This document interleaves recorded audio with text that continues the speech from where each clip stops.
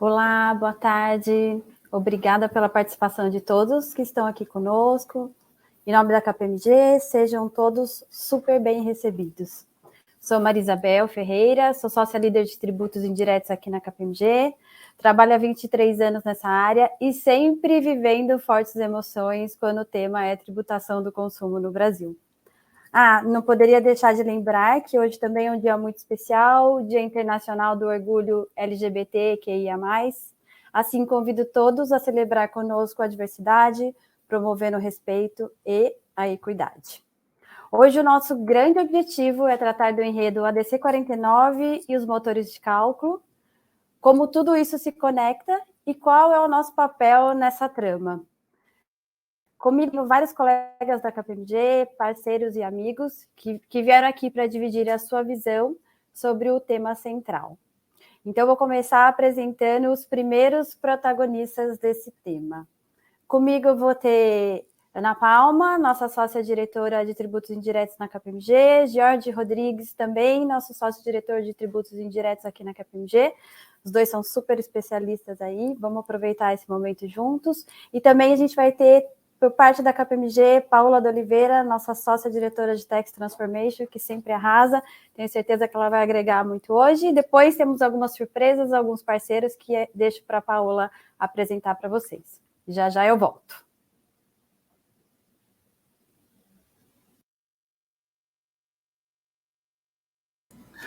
Bom, pessoal, primeiramente, obrigado pela oportunidade de estar aqui falando um pouco para vocês sobre esse tema tão relevante, a DC 49, né, e os impactos dos motores de cálculo. E antes da gente passar para as principais discussões, né, as que são mais acaloradas acerca do tema, eu acho que é importante a gente recapitular aqui, né, como que nós chegamos até aqui, né, sobre esse tema, a DC 49, que é o ICMS nas transferências, né, nas transferências entre estabelecimentos da mesma empresa, né. Antes da gente falar da ADC em si, é importante a gente recapitular, né, que desde 1996, por meio do STJ, a gente já tinha a súmula 166, né, que ia no sentido de que não incidia ICMS nas operações de transferências entre estabelecimentos da mesma empresa, né. Só que no mesmo ano, lá em 96, veio a Lei Candir, né, e trouxe ali no seu texto legal que, diferente do que estava na súmula 166 do STJ, teria sim a incidência do ICMS nessas operações, inclusive com definição de alíquotas, bases de cálculos ali, conforme previsto na Lei Candir e em todos os regulamentos do ICMS, né? Pois bem, uma vez que a gente teve essa controvérsia já lá em 1996, o Estado do Rio Grande do Norte ajuizou uma ação declaratória de constitucionalidade em 2017, fazendo tornar constitucional os artigos que justamente traziam ali a incidência do ICMS nessas operações, né? Então, lá em 2017, a gente teve esse ingresso dessa ação declaratória de constitucionalidade por meio do Estado do Rio Grande do Norte, e esse tema, né, depois ele virou ali o recurso extraordinário 10.099, que diferente do que se esperava pelo Rio Grande do Norte, né, o STF entendeu lá em 21 que a mera transferência de mercadoria ali entre estabelecimentos da mesma empresa, de fato, não deveria incidir o ICMS nessas operações. Então, assim, ao invés do que o Rio Grande do Norte pedia, o STF vem e iguala o seu entendimento ao que já tinha sido trazido lá em 1996 por meio da súmula 166. Então, assim, a gente tem o regulamento, né, a Lei Candir trazendo ali a incidência e o STJ e STF com o entendimento igual de que não há incidência do ICMS nessas operações, né?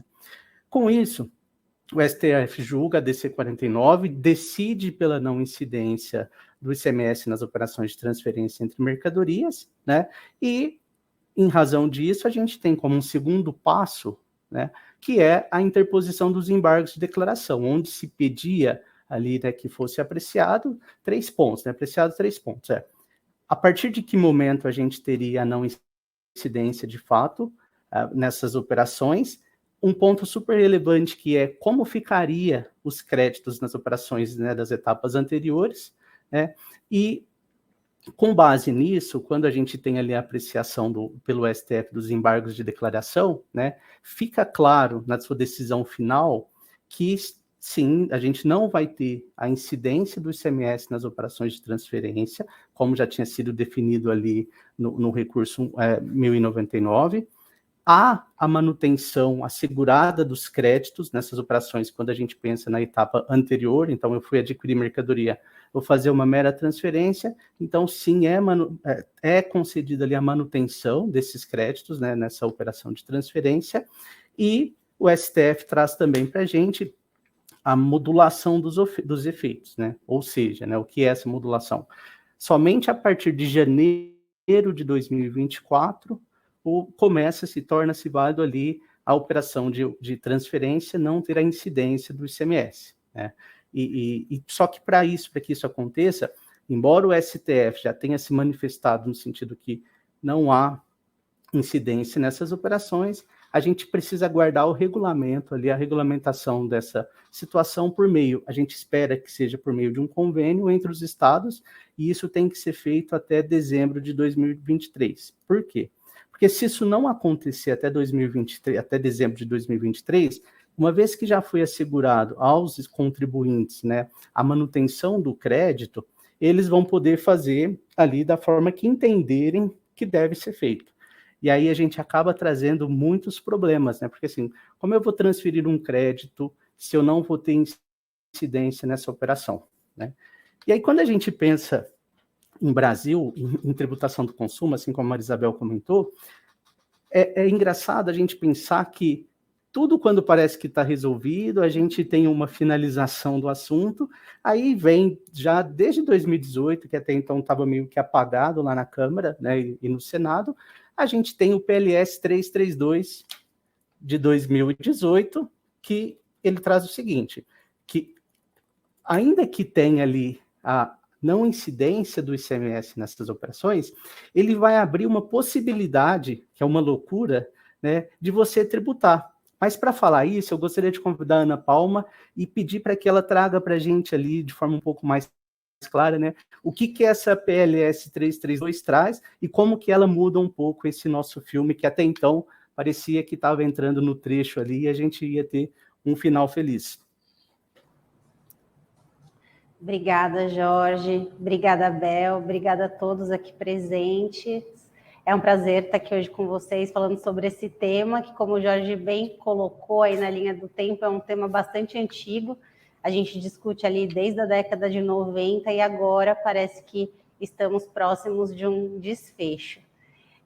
Como a Bel comentou na fala inicial, fortes emoções, né?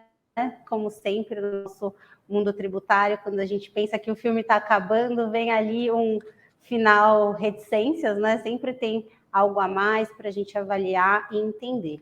Bom, então, nesse contexto todo, nós temos o PLS 332 de 2018. Esse é um projeto de lei que teve essa tramitação iniciada no Senado. E qual é o objetivo desse PLS? O objetivo do PLS é alterar a Lei Candir. Então, a Lei Candir, que é a lei que traz ali as regras gerais do ICMS, que deve ser observada por todos os estados, e onde a gente tinha a previsão do fato gerador do ICMS, a circulação de mercadorias, mesmo que entre estabelecimentos do mesmo contribuinte. Bom, então qual é a primeira coisa que o PLS traz? Qual que é a primeira sugestão de alterar essa legislação? Suprimir do artigo 12 da Lei Candir o termo ainda que entre estabelecimentos do mesmo contribuinte. Dessa forma, o ICMS não seria mais um dos fatos geradores do ICMS. Até aí estamos de acordo com o que foi decidido pelo Supremo. Um segundo ponto que também temos nesse texto, na redação proposta pelo Senado, é a questão da manutenção do crédito. Como o Jorge bem disse no início da conversa, um dos pontos que foi inclusive objeto de embargos foi a definição quanto à manutenção do crédito oriundo das entradas e prestações anteriores, porque a gente ainda tinha insegurança. Bom, se eu não vou ter o débito na minha saída, o ICMS não vai mais incidir entre essas operações entre contribuintes, será que eu tenho direito ao crédito da entrada? Eu tenho uma previsão de manutenção? E isso foi assegurado pelos desembargadores. Temos esses 2 pontos abarcados no PL, mas não fica por aí. Quando o PL traz a sugestão de inclusão do parágrafo 4º na Lei Candir, ele trata de forma diferente o crédito na origem e no destino. O que traz essa redação, né? Se ela for aprovada, obviamente, como foi sugerida. Com relação ao destino, ela limita a transferência do crédito às alíquotas interestaduais que vão incidir sobre a operação. Então, se eu tenho uma operação entre estados em que a alíquota interestadual é 7, a minha transferência ela vai estar limitada a esse percentual. Se eu estou fazendo uma operação entre estados onde eu tenho a alíquota 12 ou 4, essas serão alíquotas que serão os limitadores da transferência desse crédito para o estabelecimento de destino. Vocês podem perguntar, tá bom, Ana, e como fica a origem? No caso da apuração na origem, da diferença entre o crédito das entradas e esse débito da saída for positivo, você também poderá manter na origem esses créditos. Parece que até aí a gente, né, Jorge, está tudo igualzinho, o Supremo decidiu, não tem discussão, ótimo, mas não para por aí. Nós também temos, nesse mesmo projeto de lei, a inclusão, na verdade, a sugestão de inclusão do parágrafo 5º. O que é o parágrafo 5º? O parágrafo 5º, ele traz a possibilidade de uma equiparação, de uma alternativa. Qual é essa alternativa? Caso você não queira aplicar essa transferência dos créditos nos termos do parágrafo 4º, que eu acabei de comentar, você pode equiparar essa sua operação de transferência, que era uma operação, a princípio, sem incidência de fato gerador, sem incidência do ICMS, você pode equiparar a uma operação com incidência de fato gerador. Ou seja, será que a gente volta ao que era antes dessa decisão, antes de todo esse imbróglio que o Jorge comentou para a gente, que começou lá nos anos 90? Isso é o que está previsto no parágrafo 5º, que é uma das sugestões de alteração na Lei Candir. Não é só isso. Até aí, bom, temos uma novidade, que é a possibilidade do contribuinte não aplicar o que de fato foi decidido pelo Supremo, e temos ainda a previsão de revogação do parágrafo 4º do artigo 13, hoje, da Lei Candir, que é onde a gente tem qual a definição da base de cálculo a ser aplicada nas operações de transferências interestaduais entre contribuintes.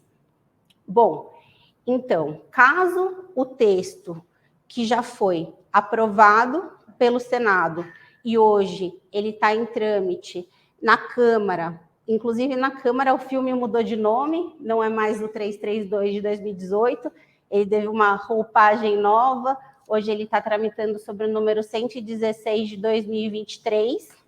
E quais são os passos que a gente pode ter depois dessa apreciação? Pode ser que a Casa Revisora aprove, nesse caso, o projeto ele parte para avaliação presidencial. Uma outra possibilidade é alguma alteração no texto, e entendo a alteração de texto, ele volta para apreciação do Senado, ou ele pode simplesmente ser vetado e arquivado.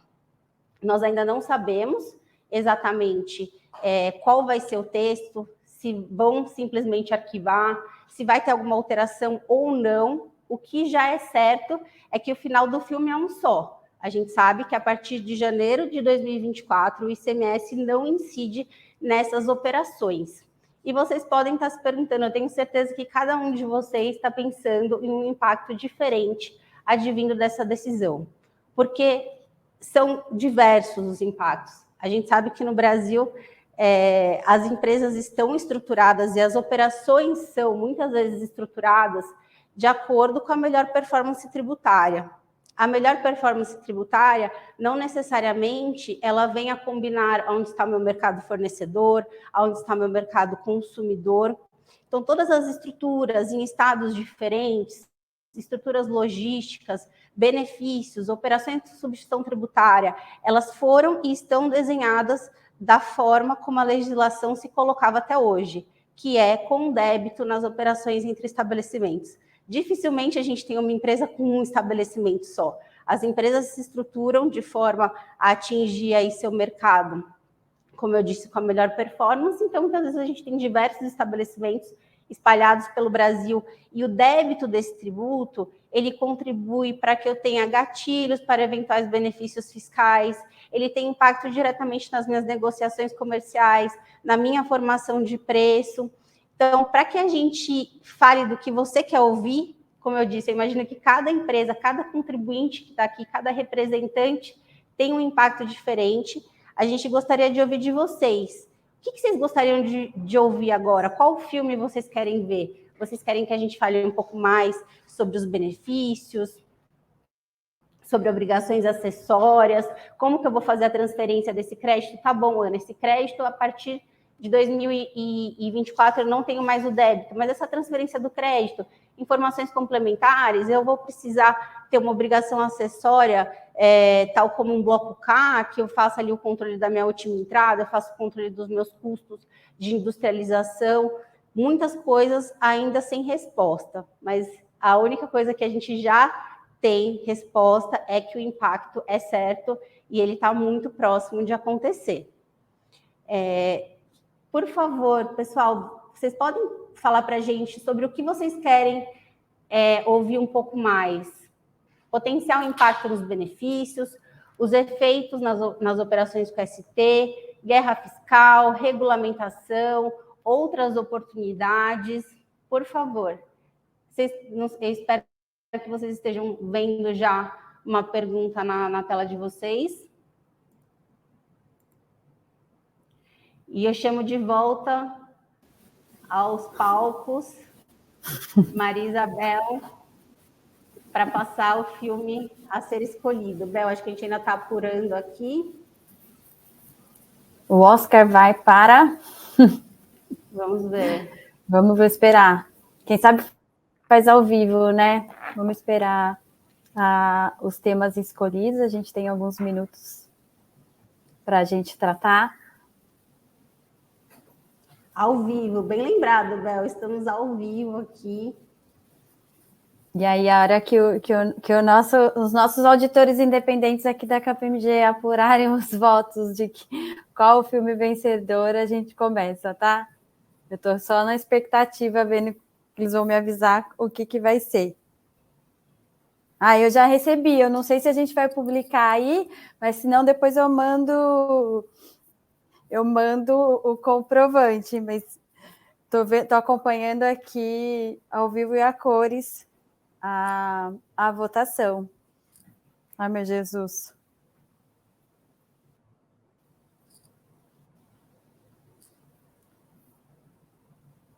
Estão votando ainda, tá, gente? Só um minutinho.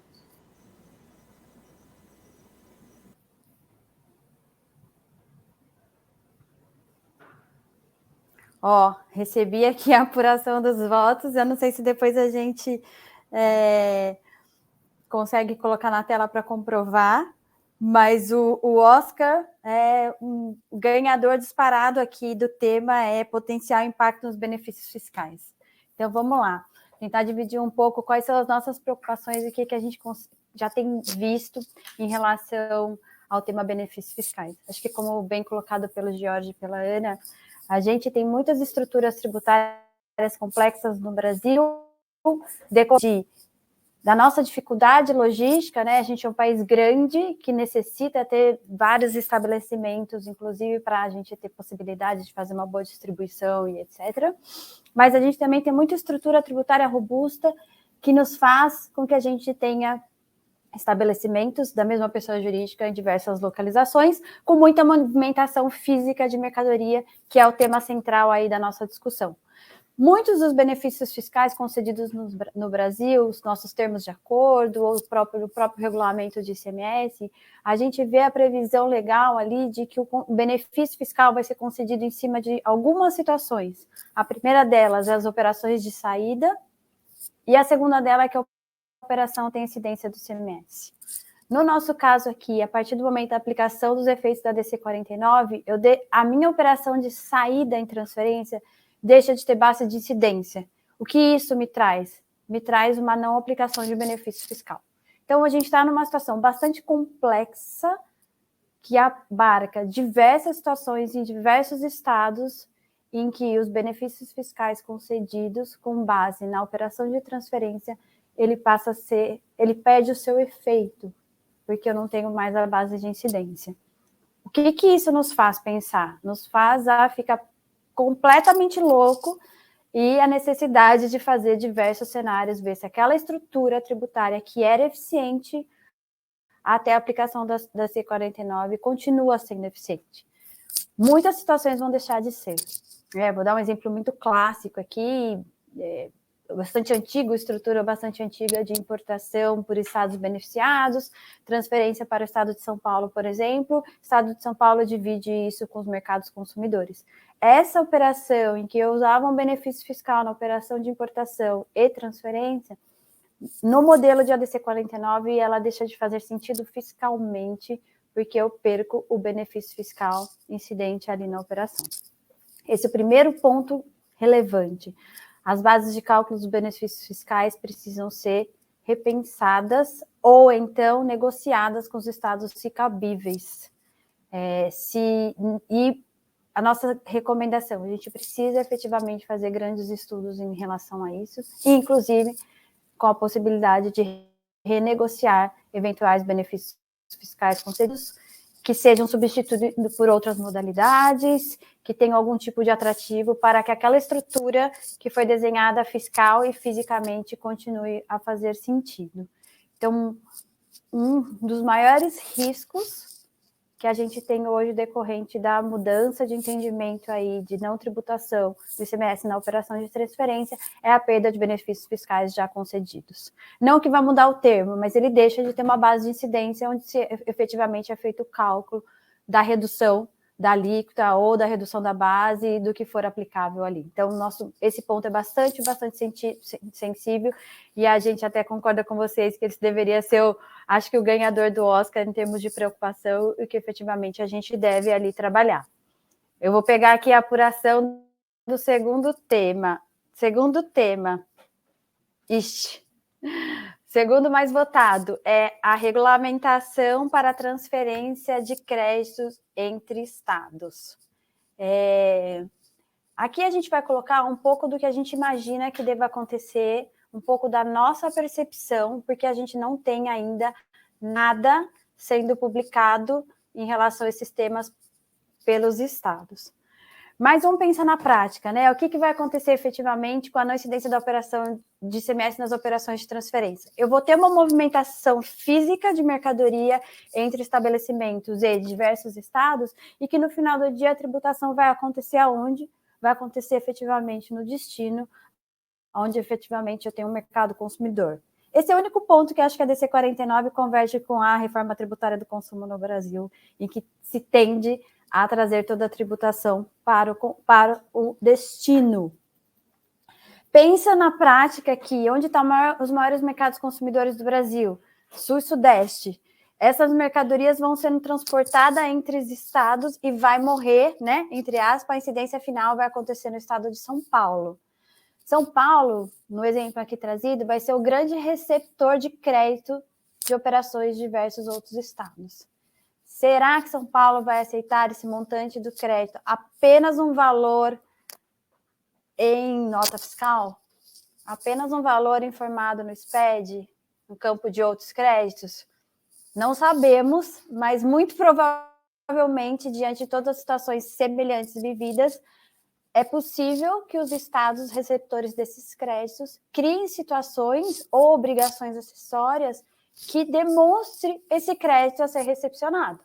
Então, ele precisa entender a origem, de onde veio, se isso foi efetivamente tributado, ele precisa da comprovação da origem desses créditos. Isso já está regulamentado? Ainda não. O que os estados precisam fazer, como o Jorge comentou? O Supremo disse, a partir de janeiro de 24, se não regulamentado pelos estados, transfira esses créditos, mantenha esses créditos, como a gente entender, de forma adequada. Então, os estados precisam, até esse período, se entenderem.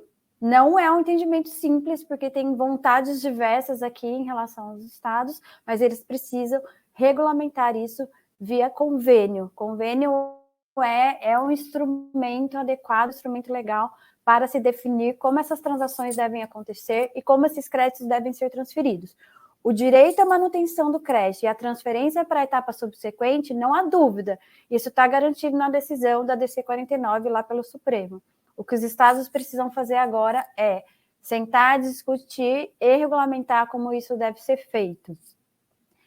De novo, não tem nada ainda publicado, sabemos que tem reunião já desse tema, mas a gente imagina, por situações semelhantes, que é possível que se crie, sim, obrigações acessórias que vão pautar e dar a sustentabilidade, a transparência da origem desses créditos para que ele seja recepcionado no estado subsequente. Então, aguarde mais fortes emoções, novos filmes devem vir por aí, novas séries. Esperamos que não seja um filme de terror, mas é provável que venha, sim, regulamentações específicas para que esse crédito seja recepcionado no estado de destino, onde vai ter a tributação final. E o terceiro tema que foi escolhido aqui por vocês, eu não sabia a ordem, mas sabia que esse iria aparecer, efeito nas operações com mercadorias sujeitas ao ICMS-ST. Aqui, ICMS-ST a gente pode ver de duas formas, tá? A primeira delas é entender que o que a gente está falando, quando a gente fala de ICMS-ST, ICMS antecipado, ICMS de FAO, ICMS, a gente está falando efetivamente do mesmo tributo. O que a gente tem é diversas modalidades de recolhimento. E para isso a gente é bastante criativo, né? Tem antecipado, tem ST, tem diferido, tem o nome que a gente quiser dar aqui. Então, mas a gente está falando efetivamente da mesma base de incidência. Se eu estou falando da mesma base de incidência e com modalidades de recolhimento diferentes apenas, há sim uma interpretação de que a decisão proferida pelo Supremo na DC 49 abarca todo tipo de ICMS que a gente tem falado aqui, inclusive ICMS-ST. O que isso quer dizer, Bel? Quer dizer que na operação de transferência em que está a incidência de ICMS-ST, eu posso interpretar que não há incidência de ICMS-ST também. Não há incidência de ICMS também antecipado ou recolhido da forma como os estados podem regulamentar. Isso é líquido e certo? Não. Isso é uma interpretação, talvez o fisco não concorde com essa interpretação, mas há sim um fundamento bastante interessante em relação a esse tema. Outro caminho que pode ser adotado aqui, decorrente desse, é propor uma ação judicial específica para que a gente tenha ali declarado o direito à não incidência do ICMS-ST nas operações de transferência.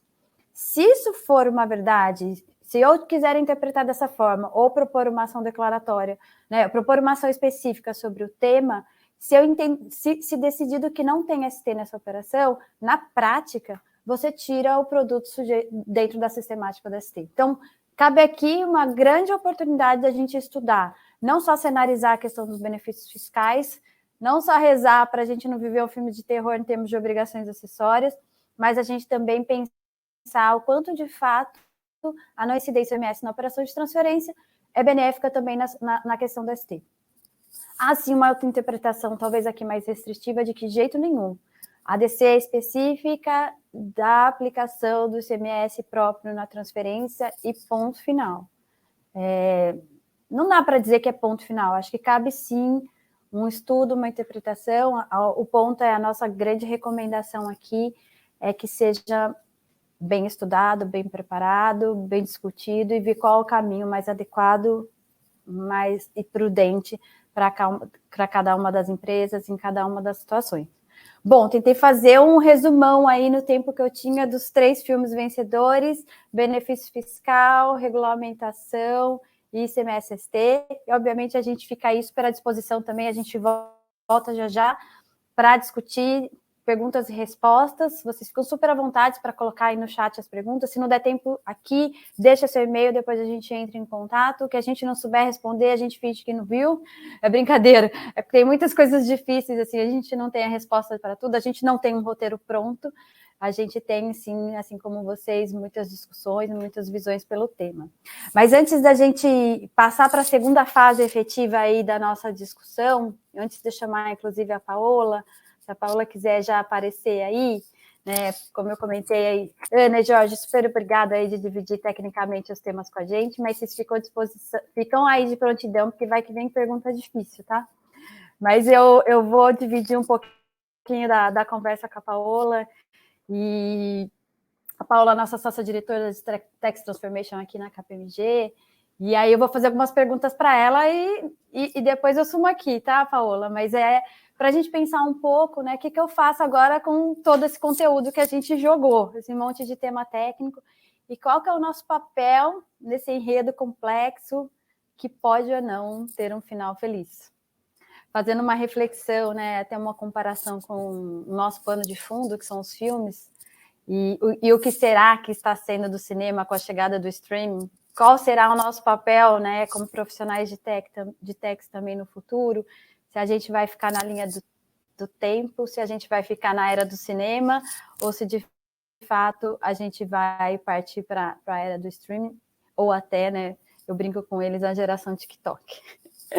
Mas eu passo para a Paola agora para ela fazer as reflexões, ela vai dividir também essas perguntas, as respostas e mais reflexões com os nossos parceiros, e eu fico aqui de espectadora. Paola, é com você. Bel, obrigada pela recepção. Olá, pessoal, espero que estejam gostando aí do nosso enredo, né? Acho que temos aí bastante gente ao vivo. E, bom, a Bel acho que trouxe muito desse pano de fundo, que é qual que é o papel, né, das nossas áreas de techs dentro das empresas, principalmente quando a gente está falando em tirar tudo isso que os nossos sócios trouxeram aí do papel, né, quando tudo isso passar a ser vida real e passarmos a ser pressionados para colocar tudo isso em prática dentro das empresas.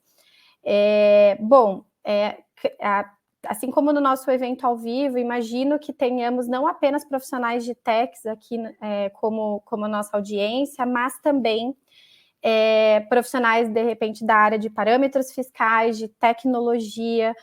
Hoje, falar do tema de implementação dentro da área fiscal exige muito mais do que o profissional de techs empoderado e envolvido, né, nesse tema. E considerando ainda o contexto de implementações ou upgrades de ERP, né, de soluções aí como SAP, Oracle e outras no mercado, os desafios que a gente tem, a pressão que a gente sofre por eficiência, os desafios que a gente encontra aí para garantir que os nossos times sejam mais eficientes, né, principalmente do contexto operacional, é imprescindível que a gente fale sobre pelo menos aqui mais 2 atores nesse enredo. E aqui eu trago para essa conversa o conteúdo e o regramento tributário, que quando a gente está falando quando a gente pega essa discussão técnica, né, que os nossos sócios trouxeram, no fim do dia, tudo isso precisa ser traduzido em dado, traduzido em regras, que são regras que vão alimentar o ERP e os sistemas fiscais dentro da companhia para que tudo isso, para que a gente esteja em compliance, né, no fim do dia. E, consequentemente, isso pode ser realizado de diversas formas. Ainda temos muitos clientes, muitas empresas que fazem tudo isso num formato ainda manual. Seja a determinação, o acompanhamento desse conteúdo, a determinação dessas regras, a tradução, né, de tudo isso que a gente estava conversando em dados, seja a gente usando, de fato, o que eu vou chamar aqui, que seria o segundo personagem, um motor de cálculo, né? Vamos chamar aqui o personagem motor. Em muitas empresas, a gente fala de um software que hoje muitas vezes está embedado uma funcionalidade dentro do ERP. Então, quando a gente está falando, por exemplo, de SAP, a gente ainda tem um contexto muito forte de diversos clientes ainda colocarem esses parâmetros dentro ou da J1BTax ou da TaxBra, né? Utilizando ainda a título de exceção essa questão da determinação da regra e ainda todo um ecossistema muito manual permeando essa determinação tributária, né, dos impostos. Porém, a gente pode ir por um segundo momento, que é o que a gente quer trazer aqui para essa conversa, que a gente entende que é um game changer aí nesse bate-papo, que é a gente trabalhar com a perspectiva de utilizar motores externos ao ERP, né? E a gente vai começar agora a falar mais disso. Alguns clientes já trabalham nesse modelo, né? Já vêm utilizando esses motores externos, outros ainda pouco ouviram falar do tema, não tem uma clareza, né, de quais são os benefícios, e a gente da KPMG entende que o tema ADC, assim como todo o contexto de reforma tributária, é o cenário ideal para a gente trazer à tona o debate sobre eficiência, produtividade, ganho de produtividade e uma maior qualidade nos dados que a gente como área de tax, provê para a companhia, para as nossas companhias. Então, aqui temos um QR Code que, se possível, quem estiver com a gente puder mirar, a nossa ideia é tentar capturar, pensando no Oscar, como que vocês estariam elegíveis aí nesse contexto de determinação de impostos, né? Que foi essa introdução aqui que eu trouxe para vocês. Vou deixar mais um pouquinho aqui na tela, né? Para vocês, já estava mudando, mas vou deixar mais uns minutinhos. Se vocês puderem mirar, acredito que no chat a gente colocou o link também. E fazer uma reflexão, né? Que é como que hoje é a determinação de impostos dentro da minha empresa, a partir de acompanhamento de conteúdo dessas normativas, das legislações, das decisões judiciais, né? Ainda é manual, eu ainda solicito para uma área, né? Qual é essa área? É uma área de parâmetros, é uma área de determinação de impostos? Como que é esse meu fluxo dentro da minha empresa? Hoje eu trabalho ainda dentro dos ERPs, dentro do SAP, do Oracle, TOTS, enfim, seja qual for, ou eu já trabalho com um motor externo, né, integrado ao meu ERP. Então, a nossa ideia é que, no primeiro momento, vocês também façam essa reflexão para que vocês consigam entrar no nosso contexto aqui, que é como que eu vou implementar e quais são os benefícios de eu implementar de uma forma mais automatizada, trazendo à tona, inclusive, a conexão com transformação digital, com a necessidade da gente redirecionar esforços em termos de ganho de eficiência e maior produtividade e qualidade nos dados dentro da área fiscal. Quando a gente está falando de motor de cálculo, ele é apenas um personagem, como eu comentei, e a gente tem diversas áreas que no fim do dia, ao fazer essa reflexão que eu provoquei aqui vocês, cada um individualmente aqui a fazer, a gente não está falando só de tax, provavelmente, só da área de impostos, a gente está falando provavelmente da área de compras, que é a área que no momento ali de determinação do custo, né, também, e imputação dos impostos para compras e dos fornecedores também tem a questão do manuseio do dado fiscal. A área de governança de cadastros, né, que se traduz ali muitas vezes no sistema de MDM, né, ou ainda logística, planejamento. Então, a gente tem todo um ecossistema dentro da companhia. Então, quando a gente fala de determinação de impostos, parece simples, mas no fim do dia, a gente tem que chegar na causa raiz. Então, a gente vê muitos problemas de compliance que parecem ser... que são só a ponta do iceberg, mas quando a gente aprofunda, a gente vê que o problema às vezes está lá na parametrização, lá no cadastro, né? Então, no fim do dia, nós estamos falando aqui de causa raiz.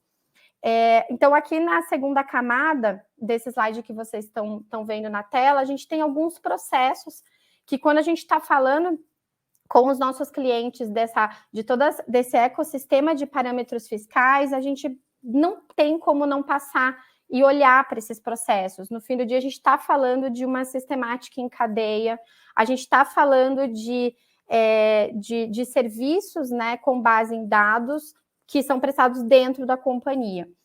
E diversas tecnologias, então não é só ERP, não é só o motor em si, que é o que a gente vai dar um foco maior aqui hoje, mas provavelmente também outros sistemas, como o sistema de captura de XML, mensageria, outros sistemas ERPs legados.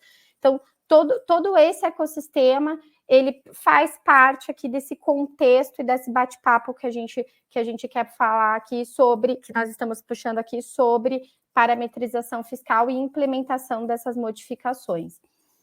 E nesse contexto, nós daqui da KPMG, a gente acredita que a gente vê as tecnologias de uma forma muito agnóstica, né? E a gente sempre traz esse posicionamento, principalmente na área de impostos aí, de que a gente pode, sim, ajudar nossos clientes a que eles escolham as melhores tecnologias, as mais aderentes aos seus serviços, aos seus produtos, ao seu segmento, às suas necessidades.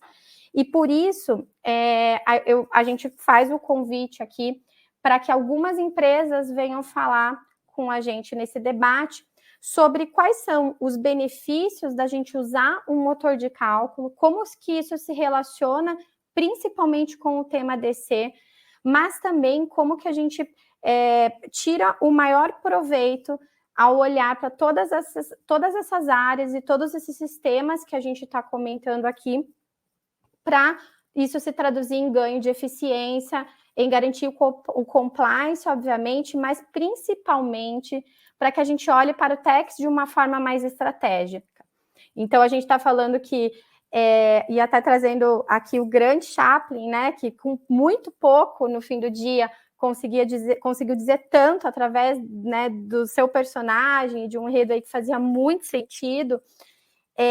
No fim do dia, a gente quer que o profissional de tax ele olhe para a precificação, a projeção de caixa, né? Então, estamos falando de monetização, estamos falando de fluxo de caixa.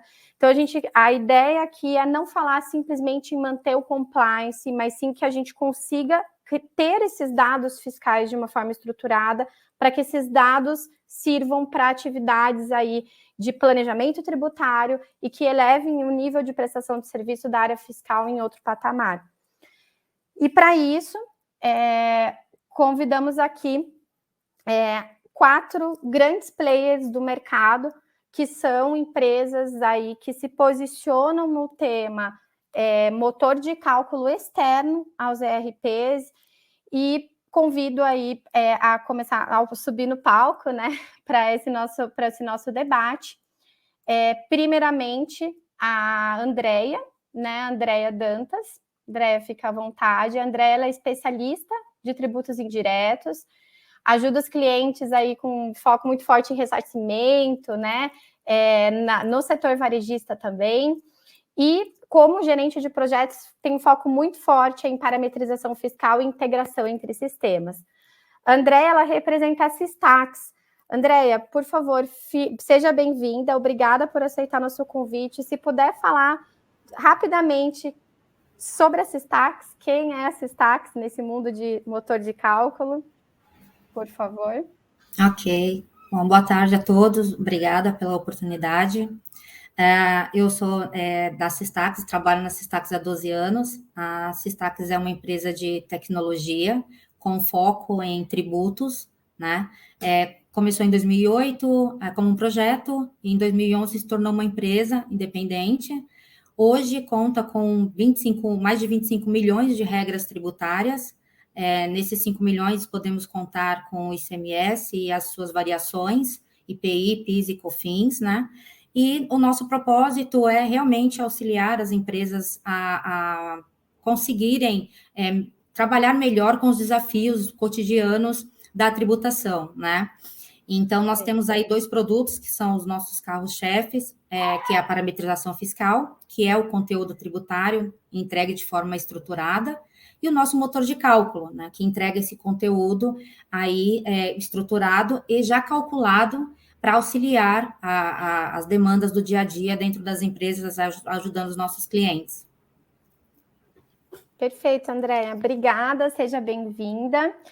Convido o Júlio César a subir do palco, né? Especialista tributário com ênfase na área comercial. Júlio, o Júlio representa a Thomson Reuters. E, Júlio, se puder falar brevemente sobre a Thomson Reuters, quem é a Thomson Reuters nesse contexto, fica à vontade. Legal. Boa tarde a todos. Eu sou Júlio Silva, eu estou na Thomson Reuters desde 2021. Vai fazer 2 anos agora, no mês de julho, inclusive. Eu venho do mercado, né? Antes eu trabalhei em BPO, escritório, e antes foi na Adidas do Brasil, antes de chegar aqui na Thomson Reuters. A Thomson Reuters é uma empresa de automação fiscal, tributária, também automação em outros setores, como o comércio exterior e da parte jurídica. E falando especificamente da parte tributária, nós, assim como os outros players que aqui estão, falando especificamente do motor de cálculo, nós temos aí o Tax Determination, que é uma solução em cloud, que tem alta capacidade de regramento e que trabalha também integrado aos maiores ERPs e com os demais ERPs de mercado, integradamente, de fácil integração, e que vai fazer os cálculos de impostos por operação e os impostos indiretos, né? ISS, IPI, ICMS, ST, e também as retenções a gente já devolve para o ERP já calculados. Obrigada, Júlio. Convido também o Luiz Albertin. O Luiz é profissional experiente na área fiscal, com paixão por compliance, agilidade e processos eficientes. Luiz, executivo de pré-vendas e representa aqui a Avalara. Luiz, bem-vindo, obrigada aí por ter aceitado o convite. Puder falar rapidamente da Avalara. Boa tarde, Paola, boa tarde a todos. Primeiro, agradecendo aí o convite. Para nós, da Avalara, é um prazer estar falando sobre esse tema de impactos, né, nas mudanças que o fisco vem trazendo dentro dos motores de cálculo, uma vez que a Avalara é pioneira no assunto motor de cálculo, né? Hoje são mais de 30 mil clientes espalhados pelo mundo, né? Esses clientes estão aí em mais de 90 países, então um impacto bem grande. A Avalara conta com 16 escritórios globais, conteúdo tributário. Atualmente nós estamos com mais de 190 países em nossa base de dados. Então, a gente acompanha um pouco do que acontece aí em cada um dos países, né, e a forma com que isso é impactado nos motores de cálculo. Então, vai ser um prazer poder contribuir aí com o evento e trazer um pouco mais de informação aí para todos que estão nos assistindo. Luiz, muito obrigada. Convido agora o Roberto Spuri, executivo com mais de 20 anos de experiência em empresas multinacionais de diversos setores. Sua expertise está em desenvolver estratégias para aumentar a receita e reduzir custo e promover a expansão global de empresas. O Roberto, ele representa a Sovos. Roberto, fica super à vontade aí para falar um pouquinho da Sovos e obrigada por ter aceitado o nosso convite. Obrigado, Paola. Primeiro, eu queria agradecer a KPMG pela oportunidade de participar aqui desse debate tão importante, né? E de um tema tão relevante. Obviamente não é simples, mas as discussões e a compreensão e a educação sobre o tema faz com que as empresas possam se preparar melhor para lidar com esses novos desafios, né? Que não estão nem nisso, estão no desdobramento de tudo que a gente está conversando. Boa tarde a todos, meu nome é Roberto Spuri, eu sou responsável pela área de alianças e engenharia de soluções aqui na Sovos. A Sovos é uma empresa global, né, capaz de atender às necessidades de conformidade fiscal e regulamentar em qualquer lugar que uma empresa faça negócio. A gente acredita que o imposto não constitui obstáculo, mas sim o sucesso das empresas. Seja seu objetivo sendo a maior eficiência ou crescimento, a gente tem ferramentas e serviços para melhorar processos e escalar operações. As soluções que nós temos abrangem a determinação tributária, conteúdo, que é o principal e motor de cálculo, gestão de documentos fiscais eletrônicos, que é a mensageria, obrigações fiscais e acessórias, além de uma ampla capacidade de integração com os principais ERPs de mercado. Legal. Bom, gente, então, vocês viram que eu estou com um time de peso aqui, né? E a gente colocou todos esses players juntos hoje para trazer um pouco do nosso conhecimento e da nossa experiência em relação ao tema determinação fiscal e como que a gente pode ajudar aos nossos clientes e vocês, a nossa audiência, a se estruturar para implementar no fim do dia muito do que a gente estava falando aqui no primeiro quadro, né? Diversas são as possibilidades e as faculdades que os contribuintes vão ter nos impactos da DC. Então, acho que até nos temas que vocês selecionaram ali para a Bel discorrer, né, seja de benefícios fiscais, enfim, de ICMS-ST, a gente tem diversas particularidades envolvendo caso a caso cada um aí dos nossos clientes, dos setores envolvidos no tema. Já é um desafio a gente acompanhar essas alterações, que sejam as alterações legislativas regulares, que sejam essas que são mais particulares aí a depender do caso a caso, né? Então, o primeiro tópico que eu acho que eu gostaria de trazer para a nossa conversa, aqui para o nosso debate, é quais seriam os benefícios da gente terceirizar esse acompanhamento das legislações e dessas alterações.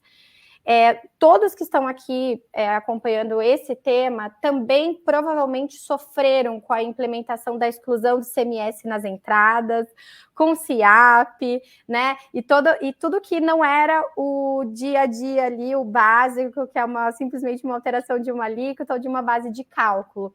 Então, quando envolve uma implementação, né, que tem regras específicas, em que eu tenho que montar um cálculo de fato, né, para o cálculo, para interagir ali dentro do cálculo do imposto, eu tenho uma complexidade maior e, consequentemente, um esforço e envolvimento de mais times dentro das empresas, né, para que tudo isso, de fato, aconteça. Então, a ideia aqui é que cada um de vocês, durante um tempinho aí de 3 a 4 minutos, possa discorrer de como a sua empresa, né, quais são os benefícios da sua empresa em terceirizar esse acompanhamento e a implementação dessas alterações legislativas, que sejam mais complexas, como essas da DC que a gente está conversando aqui. Vamos lá, acho que vamos seguir a ordem alfabética, tá? Que eu comecei pela Andréia, então, se possível. Depois, Roberto, a gente pode inverter na próxima rodada, tá bom? Combinado? Vamos lá, Andréia. Fica à vontade. Bom, obrigada. Bom, eu acho que o maior ganho que se tem quando você terceiriza esse acompanhamento é justamente o tempo, né? Que a equipe fiscal, a equipe tributária, ela ganha. Quando você tem a empresa que consegue te entregar a regra tributária estruturada, não só com os dados para emissão da nota, como para apuração, escrituração, né? Acompanhando diariamente essas alterações, essas publicações, entregando isso em tempo hábil para que seja possível fazer simulações e tomar decisões em cima de dados mais assertivos, né? Então, a regra das taxas hoje entrega a todos os dados que são necessários para a emissão das notas fiscais, que são necessários para começar e fazer uma apuração assertiva, e que são necessários também para a escrituração, né? E entrega em tempo hábil. Então, quando você tem, por exemplo, o caso da ADC mesmo, a gente sabe que até o final do ano vai ter muita coisa ainda, muitas decisões serão tomadas, né? Então, quando tem uma equipe terceirizada que faz toda essa análise, que acompanha tudo isso diariamente e que você sabe que vai te entregar esse dado, isso acaba ajudando demais para a equipe fiscal, né? De forma direta e indireta, porque se não tem um acompanhamento e você não tem como receber esse conteúdo já compilado e já interpretado, você acaba precisando da equipe fiscal, da equipe tributária, levantar discussões, né? E, por vezes, acionar aí a sua equipe de TI, de desenvolvimento, para fazer algum ajuste, alguma alteração no RP. Então, quando você tem esse conteúdo já integrado ao seu RP, o ganho é imenso, né? Então, alterações como essa da DC, eles teriam muito mais tempo para ter as discussões, para entender todo o processo, tudo que vai ser necessário fazer, né? Então, eu acredito que a terceirização é um ganho imenso para todas as empresas, e principalmente as que operam aí com as 27 UFs, que têm atos todos os dias, né? A DC é mais um da grande complexidade que tem aí na tributação brasileira. Legal. Obrigada, Andréia. Júlio, fica à vontade. Legal. É super importante os temas que a Andréia trouxe, né? eu vejo, além disso tudo que ela bem comentou, eu vejo também que o motor de cálculo ele vai auxiliar, e a gente costuma dizer isso aqui na Thomson Reuters, que a gente não está olhando só para o motor de cálculo, que vai auxiliar a área fiscal, a área de TI, enfim, a ideia é o motor de cálculo, assim como as outras soluções da Thomson, é de ajudar o cliente a gerir o seu negócio, né? Então, quando você tem uma solução em que ela é em cloud, por exemplo, como é o nosso caso, e que integra-se nativamente com SAP, Oracle e com facilidade nos outros ERPs do mercado. Você tem o Checkpoint, que também é um time de consultores aqui da Thomson Reuters, que vai fazer o monitoramento diário de todas as legislações nos 3 âmbitos. Então, você tem aí um ganho operacional, porque o time da empresa passa a ser, então, mais da parte de planejamento, né, da parte estratégica. Esse time de consultores se conecta, né, se comunica com o nosso time do Tax Determination, que é o de motor de cálculo, então o conteúdo é provido dentro da própria Thomson Reuters. O time do Tax Determination vai fazer com que a lógica aconteça dentro da solução e vai disponibilizar o release de atualização para o cliente. Então, só aí nós estamos tirando do cliente o monitoramento e deixando o time dele mais analítico, nós estamos tirando aquela necessidade de uma criação de RFC, de business case, tudo aquilo que leva bastante tempo, né, é bastante trabalhoso, muitas vezes precisa ser em inglês para ser submetido para a matriz que é fora, isso tudo leva um tempo, isso pode coincidir com alguma nota de atualização do ERP, então o negócio, né, o business, tem que pensar naquilo que é mais rentável para ele. Se eu não colocar essa legislação agora, quanto eu perco dentro da minha operação, né, dentro do meu financeiro? Então, isso ajuda bastante também nessa parte. E a atualização, o release de atualização, que vai ser um arquivo que o cliente vai ter o trabalho de entrar ali, verificar se aquela legislação impacta, né, porque tem essa proação também de a gente mandar a legislação para o cliente, para ele analisar, e se ele concordar, aí sim ele baixa o arquivo.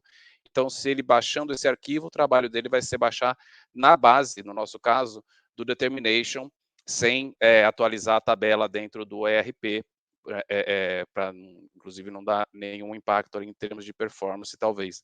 Mas, nesse caso, então, nós estamos falando de monitoramento e aplicação de alguma regra para fazer com que o time do cliente seja mais operacional. Lá no final, é claro, ele está mitigando riscos, porque se ele tem um número mais assertivo e atualizado em termos de legislação, consequentemente, ele vai ter uma correção na sua nota fiscal de entrada, né? Dá para fazer o comparativo entre a purchase order e o documento que chegou do fornecedor. Ele vai ter um lançamento dessa nota fiscal correto dentro do seu ERP, ele vai ter lá no final, no momento da apuração, no momento da acessória, ele vai ter a correção desse número. Então, a correção que eu digo no sentido de estar mais correto, né? Ele vai ter um número mais correto, mais pronto lá no final, o que mitiga riscos tributários e operacionais, consequentemente. Então, ele vai ter esse número mais limpo lá no final e vai ter um trabalho só mais estratégico do que operacional. E fora os savings que ele está tendo ali, mitigando riscos desde o início da operação. Legal, acho que tanto a Andréia quanto o Júlio já entraram um pouquinho no motor, né? Não só a gente estava falando de conteúdo mais especificadamente, mas fiquem à vontade também, Albertinho e Roberto, se quiserem já comentar, né?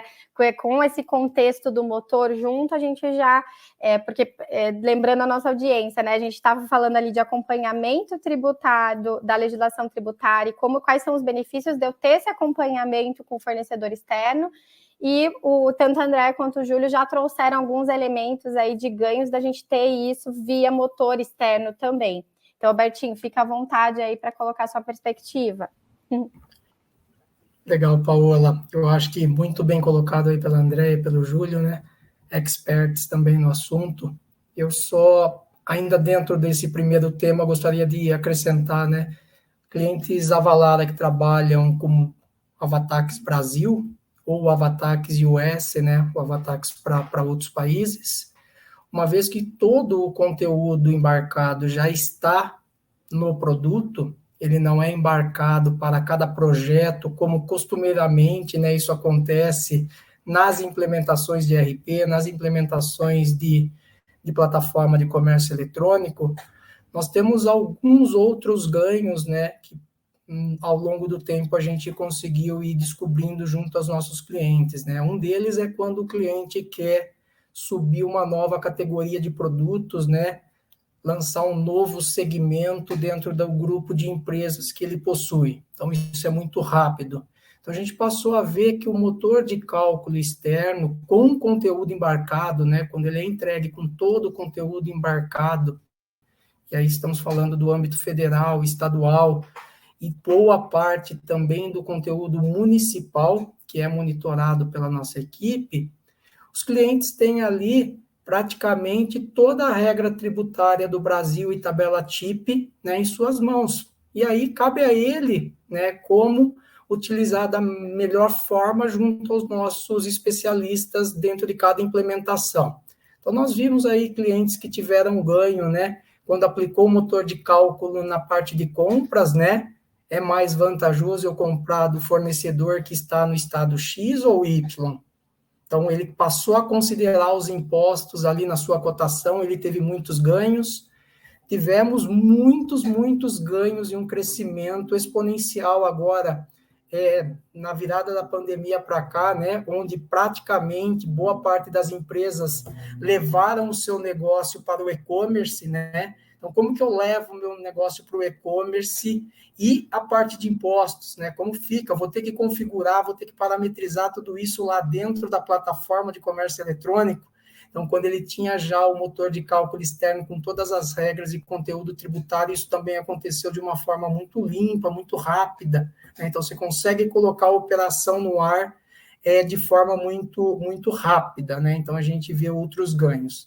Além, né, do foco do planejamento tributário, né, das pessoas que atuam hoje em techs, poderem ter maior tempo para realmente, né, trabalhar junto com as outras áreas, né, e conseguir conduzir a empresa para um melhor resultado lá no futuro, né.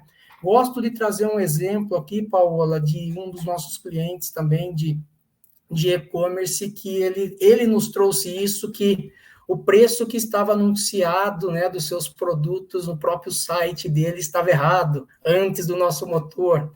Porque o motor auxiliou, né, a saber, principalmente nas operações interestaduais, quanto ia incidir de imposto naquela operação.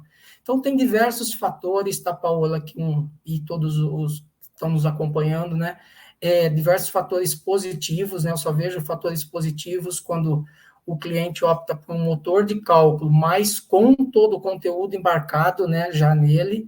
E agora a gente trazendo para esse assunto que vocês estão levando para a maioria aí dos clientes de vocês e todo o público que está nos assistindo a DC 49, eu gosto muito do motor de cálculo atuando na prevenção, né, ou com insights, né? Posso fazer as minhas simulações de qual será o impacto quando a DC 49, lá em 1º de janeiro, estiver no ar. Então, nesse sentido, Paulo, eu acho que nós temos aí um caminho muito grande para explorar, né, com o motor de cálculo externo. Perfeito, Albertinho. Perfeito, Albertinho. Você já adiantou minha próxima pergunta, mas tudo bem. Vamos lá. Quem sabe faz ao vivo. Vai lá, Roberto. Manda bala. Vamos lá, Paola. Eu acho que essa questão é interessante. Vamos falar primeiro da terceirização, né? Porque esse é um assunto interessante. A terceirização nada mais é do que eu dedicar ou delegar a alguém especializado para fazer uma atividade que não é o meu core, não é o meu destino fim da minha organização ou de um determinado departamento. Então, é interessante você observar isso. E sobre os aspectos que você já colocou, né? Qual que é o ganho imediato de acurácia, velocidade, eficiência do processo de determinação tributária? Qual que é a redução que você vai trazer no esforço de manutenção e atualização das regras tributárias nos sistemas legados e no RP? E como direcionar os esforços dos times tributários para atividades mais estratégicas? Porque, no final das contas, a empresa quer evoluir sobre um aspecto de como ela ganha mais dinheiro, ou melhor tributa, ou melhor recolhe seus tributos e assim por diante. Quando a gente olha para dentro de tecnologia, ou para dentro da Sovos, a gente olha a terceirização como parte do nosso core business, né? Nós terceirizamos a parte de determinação tributária com 2 elementos, que é a parte legal do conteúdo. O conteúdo ele é fundamental. Quando você olha sob o ponto de vista da complexidade de legislação brasileira e o acompanhamento das 27 UFs, tudo que impacta direto ou indiretamente as regras de cálculo, pautas, benefícios, atributos fiscais, que você tem que monitorar, interpretar e avaliar, isso é importantíssimo. E mais do que isso, você não tem que somente monitorar, você tem que entender de uma maneira bastante objetiva qual que é a estrutura dessa norma jurídica e onde toda essa determinação legal ela vai possuir antecedentes e consequentes, para criar uma metodologia que, utilizando um front-end que eu vou falar agora, ele possa transformar isso de uma maneira mais simples para as empresas consumirem o conteúdo dentro desse motor. E aí vem a questão do motor de cálculo, que, na verdade, ele tem que identificar em todas as operações dos nossos clientes e dos fornecedores sobre a ótica de cálculo e do crédito, né, mapeando os cenários fiscais, identificando as normas aplicáveis e trabalhando com todo tipo de impostos, ICMS, ST, IPI, PIS, COFINS, assim por diante. Ele tem que ajudar, na verdade, a organização a organizar os seus cenários fiscais tributários e trabalhar a favor dela para a entrega da mais correta determinação tributária. E também acho que o Luiz falou sobre a questão preditiva, né? Ou a visão é de, na verdade, conseguir antecipar algum cenário. Eu diria que vai além, vai no prescritivo, porque além de antever, eu tenho que prescrever o que seria melhor para ela também. Então, a Sovos, ela traz essa característica de conseguir trazer dentro de cenários tributários mais complexos algumas respostas importantes, facilitando, na verdade, a aplicação dentro das organizações. Então, a tecnologia associada ao conteúdo dentro de uma plataforma user-friendly e também preditiva e prescritiva faz com que a empresa tire muitos benefícios sob o ponto de vista de inteligência tributária. E aí vem um ponto importante que você tinha perguntado sobre o que isso significa no dia a dia, né? E aí é interessante, se eu olhar sobre o ponto de vista das coisas que nós já fizemos, e a nossa base instalada aqui no Brasil é bastante relevante dentro do varejo, da indústria, da farmacêutica.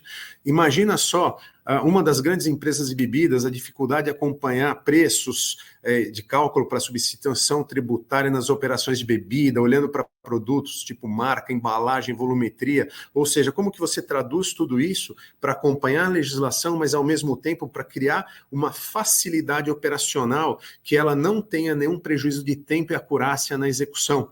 Seja você trabalhando com ST-MVA, seja você tendo normas enormes dentro de estados de Paraná e Santa Catarina, por exemplo.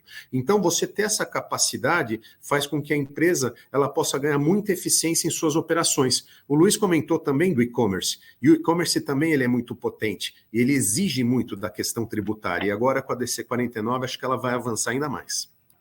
Legal. Pegando esse gancho, gente, quem tem ou quem tiver motor externo, já saiu na frente quando a gente está falando de simulação dos impactos, então, da ADC, né? Quem hoje está fazendo ali cálculo de impacto ou essa simulação de cenários na mão, no Excel, que é a vida real da maioria dos nossos clientes. Quem tem motor externo poderia estar fazendo de uma forma diferente, ou já pode, de repente, se aproximar de vocês, né, ou de outros players de motor, para fazer de uma forma mais eficiente, mais assertiva? E pegando esse gancho, eu também queria que vocês trouxessem a seguinte reflexão. Pensando em transformação digital e a conexão também com o tema de reforma tributária, a gente está falando de uma perspectiva muito forte de simplificação, obviamente num lapso temporal aí relevante, a gente vai ter um período de transição aí também bem forte, mas faz sentido eu falar de motor, pensando também num contexto de futuro em que a gente mira uma simplificação, né? E por que estamos falando isso? A gente tem também um paralelo muito forte quando a gente está falando de motor com aprendizados globais, né? Como que a gente traz esses aprendizados globais, o quanto que o tema Tax Engine fora do Brasil e até para empresas aqui que têm uma amplitude global ou regional, para que esses aprendizados globais e regionais sejam trazidos localmente para o Brasil e que a gente possa também aproveitar desse conhecimento aqui e dos benefícios dos ganhos que vocês já falaram.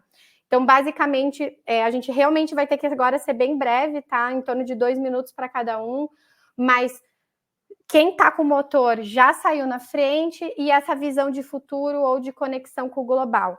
Vamos lá. Roberto, começa por você agora. Vamos fazer invertido.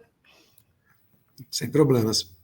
Eu acho que sim. Quem tem motor já saiu na frente. Acho que vale a pena ressaltar que a DC49 traz muitos desafios para as empresas. A Ana Paula e você, a Maria Isabel e você também, Paula, disseram muito sobre isso. Existem várias áreas ainda que precisam ser pacificadas, mas, de fato, a questão de benefícios fiscais, regulamentação de crédito, tributação no destino, forma de apuração, enfim, interpretações, tudo isso vai exigir que muitas coisas sejam preparadas dentro da plataforma de cálculo tributário para atender às necessidades, de uma forma flexível e adaptativa. Então, eu acho que sim, quem já tem um motor de cálculo externo, que é uma ferramenta especializada para poder fazer esse tipo de operação, sai na frente. Porque, na verdade, você já consegue entender melhor as regras, você consegue ter as lógicas que podem ser aplicadas, né? Por outro lado, um grande benefício para quem também tem um motor externo é poder analisar de forma mais ampla e se usufruir da própria cadeia logística para a movimentação de mercadorias para o mesmo titular, calcular, simular as melhores alternativas, que podem significar um grande ganho de margem em operações, principalmente aquelas vinculadas às operações de comércio, distribuição, logística e e-commerce. Eu acho que, nesse caso, as plataformas de determinação tributária ajudam muito, porque elas já trazem esses elementos de simulação para auxiliar as análises, né? Eu acho também que sobre o aspecto, olhando um pouco sobre Solvos, a necessidade, não há uma necessidade de grandes mudanças no conteúdo, porque a gente já vem utilizando isso há algum tempo por causa de alguns aspectos de substituição tributária que, na verdade, para as operações de transferência, que nós já operamos. Então, no nosso caso, a criação de uma regra específica, de uma parametrização já é o suficiente, né? Tipo, vou analisar a consequência a não incidência do tributo. Eu acho que, nesse caso, quando você fala dos próximos capítulos para discussão, para definição de como que vão ser operacionalizados os créditos, a modulação dos efeitos, que está previsto para início de 2024, o motor de cálculo vai ser muito mais importante, porque ele vai ter que acomodar e se flexibilizar para isso. Eu acho mais difícil você fazer tudo isso dentro do seu ambiente de RP. O RP ele traz mais inflexibilidade na hora que você for montar as lógicas que vão ser atribuídas às regras que você precisa justificar com os tributos. Então, quem tem motor de cálculo, obviamente, está um passinho à frente, né? E quem nem tem motor de cálculo tem tempo de pensar nele. Perfeito. Albertinho, vamos lá.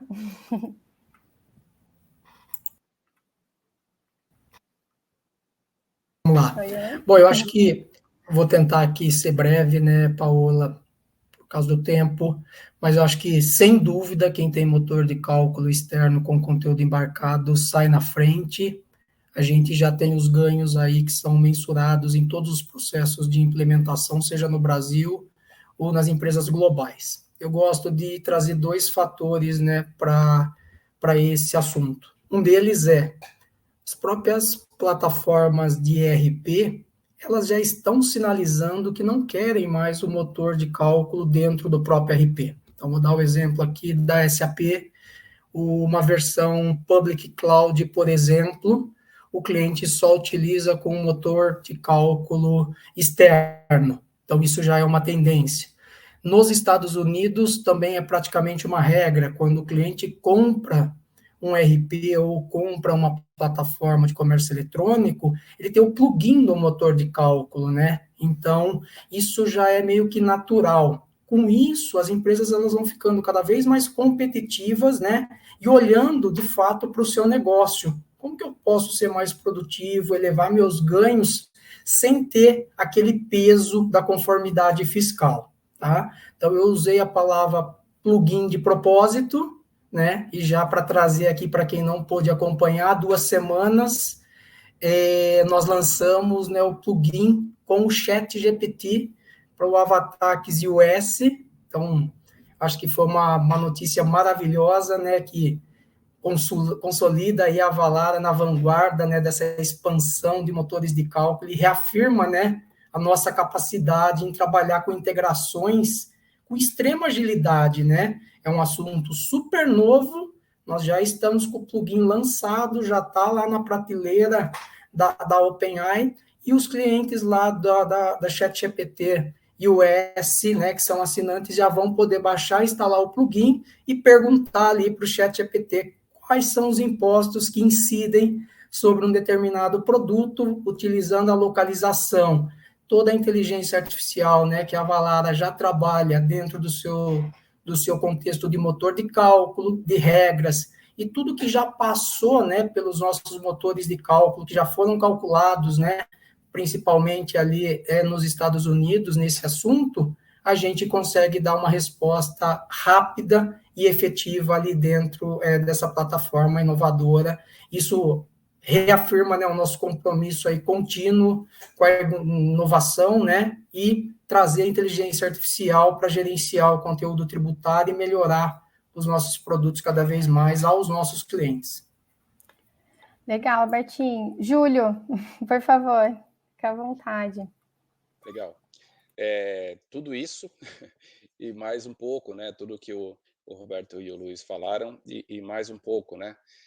Sim, as empresas que têm um motor de cálculo, que se utilizam de motor de cálculo externo, elas estão um passo à frente do que os demais, porque por vários fatores, né? Primeiro, porque internamente a gente sabe que sim funcionam as tabelas, mas com certa limitação, e existe aí sempre uma burocracia interna de tempo que você, não digo perde, mas que você leva para colocar uma implementação de uma nova regra dentro do seu sistema. Ao passo que quando você tem uma solução que está sendo monitorada e implementada essa nova regra por um terceiro, por um motor de cálculo externo, isso tende a ser bem mais rápido. Como disse o Luiz, é uma tendência do mercado que isso aconteça com os maiores players, com os maiores ERPs de mercado. Isso já vem sendo aberto, e né, isso é público, né, dos maiores ERPs de mercado, abrirem para que os motores externos se conectem. Então, isso é sim uma tendência. E um outro ponto que é super importante é porque você centraliza as informações quando você tem, centraliza a tabela tributária quando você tem um motor de cálculo. No nosso caso, isso é possível, porque imagina que você tem um omnichannel, como é o caso de um pharma, por exemplo. Então, você tem operações de CD para CD que impactam diretamente no que a gente está levando aqui do tema da DC 49, né? Então, você tem uma transferência ali entre mercadorias, e uma mesma mercadoria é tratada de uma forma entre os CDs e entre o CD e a loja. Então, você tem essa centralização também quando você vende para um e-commerce, quando você vai vender ali na plataforma, você pode ter uma outra tributação ainda. Então, quando você centraliza essas informações num motor de cálculo, você pode trabalhar naquela tabela única para os diversos canais de venda que você tenha dentro da sua empresa. Então, sim, novamente falando, né, as empresas têm essa possibilidade de ter esse motor externo. A expertise da empresa também que faz, né, esse motor de cálculo também é super relevante, o conteúdo embarcado dessas plataformas, desses motores de cálculo é super relevante, e a flexibilidade, né, a facilidade, vamos dizer assim, porque você comentou da simplificação que pode vir aí na reforma, mas a gente sabe que o simples também dói para implementar. Então, quando você soma, entre aspas, você soma 2 tributos em um só, qual é o impacto que isso vai causar no teu negócio? Qual é o impacto que isso vai causar em algum cálculo que você vai fazer em cima daquela mercadoria? Qual é o impacto para cada canal que você tem aí? Então, mesmo simplificando, né, isso é o que eles dizem, a gente que é do fiscal sabe que não é bem assim, mesmo simplificando, você tem um impacto desse imposto como ele é feito, e você tem o impacto da implementação de como ele vai ser feito, e uma centralização numa plataforma externa tende a ser muito mais fácil e rápido para o cliente. Obrigada, Júlio. Acho que tocou em pontos relevantes, que vou só resumir aqui, acho que a autonomia também da área de techs, né? Enfim, acho que tem vários pontos aí relevantes. Andréia, vamos lá.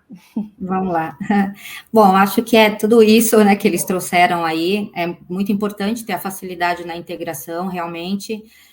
Mas eu acredito que a saída na frente está muito além disso, né? Quando o cliente tem a possibilidade de ter um motor externo, as simulações que ele pode fazer em relação a impactos no caixa da empresa assim, muito mais fácil, né? E ele realmente ganha bastante tempo para planejar, tributariamente falando, né, os seus próximos passos. Então, preços, ou quando comprar, de onde comprar, e aí a atualização, essa alteração da ADC 49, hoje, por exemplo, já poderia estar começando a fazer uma simulação, né, do impacto com o que se tem, ainda sabendo que vão haver novas publicações, várias outras decisões.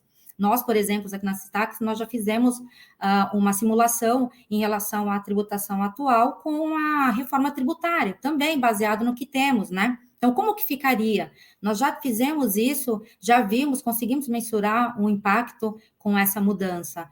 E também a assertividade, né, Paulo? Porque a gente tem, assim, pode ter toda uma facilidade de conversação entre os sistemas, tudo, mas a assertividade na informação também é extremamente importante, né? E o detalhamento do cálculo. A gente sabe aí que a gente tem 27 UFs que tributam, né, cada uma da sua forma, e a gente sabe o quão complexo por exemplo, fazer cálculo de ST. Então, cada UF tem uma forma de ajustar o MVA, né? E cada UF fala como que deve ser a comparação em relação à pauta e MVA. E ter tudo isso disponível e o cálculo já pronto para entregar isso de forma assertiva e você conseguir emitir o seu documento fiscal de forma mais assertiva, né? Você ganha no restante do processo, ganha muito em tempos, na diminuição de possíveis autuações, etc. Então, realmente é um grande benefício. E só para finalizar, né, o que a gente consegue aí trazer dos motores globais, nós, como parceiros da Vertex, que tem um motor global que atua em mais de 150 países, o que nós vemos que realmente precisa aqui no Brasil ter um motor que dê ao cliente uma flexibilidade muito boa em relação a entendimentos, porque o tributário, ele tem vários entendimentos, né? Então, o cliente tem a possibilidade de colocar, incluir de forma rápida o entendimento dele e calcular do jeito que ele entende, eu acho que é um grande diferencial. Então, nós estamos mais ou menos absorvendo já essas possibilidades aí. Perfeito. Gente, muito obrigada. Acho que falamos bastante aí do quanto a gente pode usar os dados aí para a gente antecipar efeitos, ter números e poder tomar decisões de negócio aí, né? Pensando principalmente nos impactos da DC. Bel, fica à vontade aí para fazer o nosso encerramento. Legal. Bom, chegando ao final do nosso encontro, faço um resumo que, além de pensar em todos os impactos da ADC 49, refletimos como que a área de techs pode ter recursos, ferramentas que permitam agilidade, flexibilidade, autonomia, né, para dirigir nossas ações em um ambiente lotado de emoções diárias. E aí fica uma dica, né? A gente pode ser, de fato, os grandes protagonistas da área de techs. E, de novo, obrigada por todos que estiveram aqui conosco, obrigada aos nossos parceiros convidados, a Valara, Thomson, Sovos e Systax, foi muito legal, foi um grande prazer dividir esse roteiro com vocês. Obrigada a todo o time da KPMG que preparou esse momento com muito carinho e aguarde as cenas dos próximos capítulos. Tchau, tchau.